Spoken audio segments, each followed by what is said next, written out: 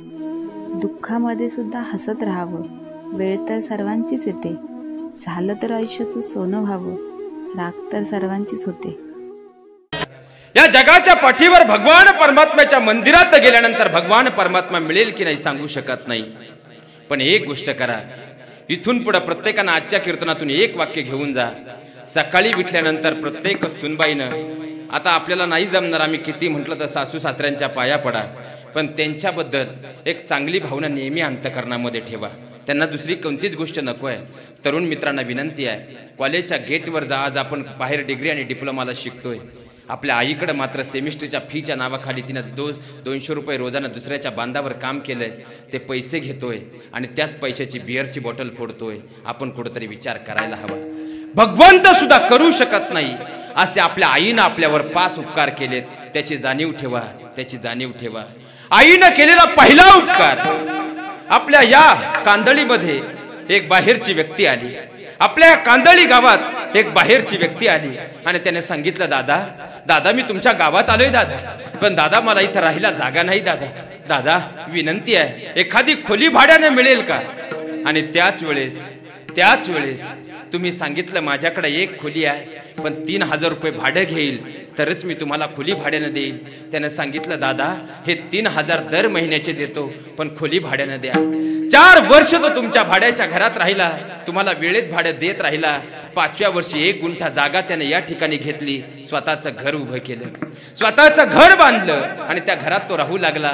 पण कधी कुणीही गावातलं भेटू द्या, तो एकच वाक्य सांगायचा, दादा मी ज्या वेळेस या गावात आलो ना, मला पाय ठेवायला सुद्धा जागा नव्हती. तो देव माणूस होता, त्यानं मला भाड्यानं राहिला, त्याची खोली दिली. अरे ज्याच्याकडून आम्ही भाडं घेतलं तो आम्हाला देव म्हणतो. या सृष्टीवर येत असताना जिनं पहिल्यांदा आपल्याला पाय ठेवायला तिच्या गर्भात जागा दिली, त्या आईला देव नाही तर काय म्हणायचं, देव नाही तर काय म्हणायचं. आईनं केलेला दुसरा उपकार सांगतो. आईनं केलेला दुसरा उपकार म्हणजे प्राणदान आहे. प्रत्येक स्त्रीच्या जीवनात 3 जन्म आहेत.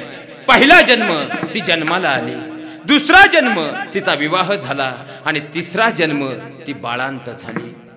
बाळांत या शब्दाचा विग्रह जर करायला गेलो, बाळ होताना यदा कदाचित जिचा अंत होऊ शकतो, ही प्रक्रिया म्हणजे बाळांत आहे. आईनं दिलेलं दुसरं दान म्हणजे प्राणदान आहे.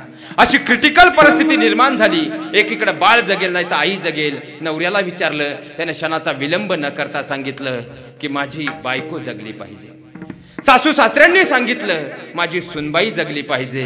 मुलीचे आई वडील आले होते, त्यांनी सांगितलं आमची मुलगी जगली पाहिजे. पण भुलीचे डॉक्टर येऊन भुलीचं इंजेक्शन देऊन भूल चढेपर्यंत टेबलवरती आई मात्र सांगत राहिली, डॉक्टर साहेब माझं काही होऊ द्या बरं, पण माझं लेकरू जगलं पाहिजे. हे फक्त आईच करू शकते. लक्षात घ्या महाराज, आईनं दिलेलं दुसरं दान म्हणजे प्राणदान आहे. अहो आता बाळाची जर सोनोग्राफी करायची असेल, त्या आईच्या गर्भामध्ये लेकरू आहे. शेवटपर्यंत आता 4 सोनोग्राफी 5 सोनोग्राफी आपण करतो, पण बाळाची कोणतीही सोनोग्राफी तुम्ही करा, 7व्या महिन्यामध्ये बाळाचे ठोके तपासले जातात.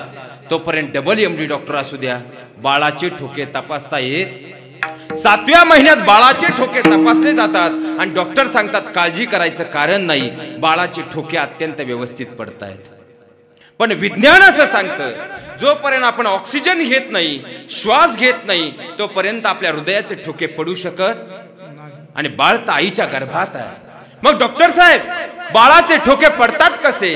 MD डॉक्टर असू द्या, डॉक्टर सांगतील आई जो श्वास घेते ना, त्यातला अर्धा श्वास 9 महिने 9 दिवस ते आपल्या बाळाला अर्पित करत असते. आणि याही पुढे जाऊन सांगतो, बाळ जन्माला आलं, बाळ एकतर रडतं किंवा नाही रडलं तर बाळ रडवलं जातं आणि त्यानंतरच बाळाशी आईशी असलेला नाळ कापला जातो. बाळ कितीही गुटगुटीत असू द्या, पण जर अगोदर बाळ रडण्याच्या अगोदर नाळ कापला, बाळ जागेवर गतप्राण होतं. याचं कारण असं आहे, बाळ जन्माला येईपर्यंत बाळाच्या फुफ्फुसाची डावी बाजू फक्त चालू असते आणि उजव्या बाजूचं जे फुफ्फुस आहे ते एकदम कोरकट्ट असतं. बाळ ज्यावेळेस जन्माला येतं, पहिल्यांदा रडतं, ते पहिला श्वास घेतं आणि पहिला श्वास घेतल्यानंतर त्याच्या उजव्या बाजूचं जे फुफ्फुस आहे त्याची पंपिंग करण्याची प्रक्रिया चालू होते. त्यानंतर बाळाचं पूर्ण फुफ्फुस चालू होतं आणि मग MSCBC म्हणजे आईशी असणारा नाळ कापला जातो. आईनं केलेलं दुसरं दान म्हणजे प्राणदान. आईनं केलेलं तिसरं दान म्हणजे रक्तदान आहे. आता एखादा म्हणेल 260 रुपयाला रक्ताची बॉटल आहे, काय त्यात नवले? तुम्ही रक्त त्यालाच देऊ शकता ज्याच्या शरीरात अगोदरचं रक्त आहे. तुम्ही रक्त त्यालाच देऊ शकता ज्याच्या बरोबर तुमचा ब्लड ग्रुप मॅच होतो. विज्ञानानं कितीही प्रगती केलेली असू द्या, पण आजपर्यंत विज्ञानाला एक कोडं उलगडलं नाही. आईचा रक्तगट कोणताही असू द्या आणि बाळाचा रक्तगट कोणताही असू द्या, बाळाचं रक्त आईला आणि आईचं रक्त बाळाला चालतं. विज्ञानाला न उलगडलेलं आजपर्यंतचं कोड आहे, आजपर्यंतचं कोड आहे. याही पुढे जाऊन सांगतो, तुम्ही रक्त त्यालाच देताय ज्याच्या शरीरात अगोदरचं रक्त आहे. पण आईनं आपल्या शरीरात पहिल्यांदा रक्ताचा थेंब दिला ज्यावेळी आपल्या शरीरात रक्ताचा एकही थेंब नव्हता. आईनं केलेला तो तिसरा उपकार आहे. आईनं केलेला चौथा उपकार अस्थिदान.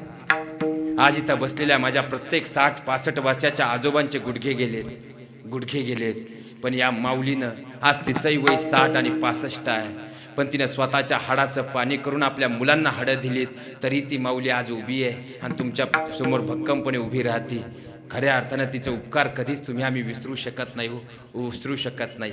आईनं दिलेलं चौथं दान म्हणजे अस्थिदान आहे. आज आमची पोरं कॉलेजच्या गेटवर जाऊन म्हणतात, कापून टाकीन, मारून टाकीन, पाहून घे. ज्या हाडांच्या बळावर आपण बोलतोय ना, स्वतःच्या हाडाचं पाणी करून आपल्या आईनं ती आपल्याला प्रदान केलेली आहे. आईनं फक्त हाडं नाही प्रदान केली आपल्याला, ते मजबूत करण्यासाठी दुधावाटं कॅल्शियम सुद्धा दिलंय. अरे मातीत जर लोखंड पडलं 2 वर्षात गंजून जातं, पण आज हजारो वर्षापूर्वीचे अवशेष सुद्धा मनुष्याचे आहेत तसेच आहेत. मृत्यूपर्यंत आम्ही कमीत कमी 1 टन फॅरन लवली लावतो. 60 वर्ष झाली तरी केस काळी करतो, पण ज्या वेळेस आम्ही सरणावर जातो दुसऱ्या दिवशी चेहरा राहत नाही, डाय केलेले केस सुद्धा राहत नाही. राहतात ती फक्त आमच्या आईनं दिलेली हाडं, कारण ती आईने इतकी मजबूत केली आहे. स्वतःच्या रक्तापासून दूध बनवलंय आणि त्यात कॅल्शियम पुरून ते आमच्यापर्यंत पोचवलंय. अरे लोखंड मातीत पडलं, 2 वर्षात त्याचं माती झाली, पण या मातेनं दिलेल्या हाडाची ही माती सुद्धा माती करू शकली नाही. मातेनं केलेला सगळ्यात मोठा चौथा उपकार आहे आणि आईनं केलेला 5वा उपकार. इथं बसलेल्या प्रत्येक आईच्या चरणाला स्पर्श करतो. मला हा शब्द उच्चारायचा नाही, व्यासपीठाची मर्यादाही आहे, पण तरीही माझ्या विषयाला न्याय द्यायचा आहे म्हणून हा शब्द उच्चारतो. आईनं केलेलं 5वं दान म्हणजे लज्जादान आहे. जी तिची लज्जा तिनं जन्मदात्या बापासमोर उघडी होऊ दिली नाही, जी तिची लज्जा तिनं सख्या भावासमोर उघडी होऊ दिली नाही. लेकराला भूक लागली, आईनं काळ पाहिला नाही, आईनं वेळ पाहिली नाही, आईनं जागा पाहिली नाही. पहिल्यांदा लेकराच्या तोंडात पाहणा दिला, कारण आईसाठी त्या लेकराची भूक महत्वाची होती आणि ते लेकरू त्या आईसाठी सर्वस्व होतं. आईनं केलेलं 5वं दान म्हणजे लज्जादान आहे. हे जगाच्या पाठीवर तुम्ही कितीही श्रीमंत झालात तर सगळ्यांची ऋणं फेडू शकतात, पण आपल्या आई वडिलांनी दिलेली जी ऋणं आहेत ना ती कधीच फेडू शकत नाहीत. सगळ्यात महत्त्वाचं तरुण वर्गाला शेवटचं वाक्य सांगून जातो. सध्या तुम्ही एक नवीन आवाज उठवला आहे. आपल्या बापाला विचारता तुम्ही काय केलंय माझ्यासाठी? एकच गोष्ट करा, रस्त्यांची कामं चालू आहेत, उद्या सकाळी उठल्याबरोबर त्या रस्त्याच्या कडेला जाऊन बसा. अरे आई बाप दिवसभर दगडं फोडतायत आणि त्यांची 8-8, 9-9 वर्षाची छोटीशी लेकरं दिवसभर डोक्यावरती पाटी घेऊन वाहत आहेत. त्या मुलांकडे पहा, आपलं वय आठवा, कळून चुकेल आपल्या मात्या पित्यांनी आपल्यासाठी काय केलंय. आई वडिलांसारखे दैवत या जगात नाही, त्यांची सेवा करा.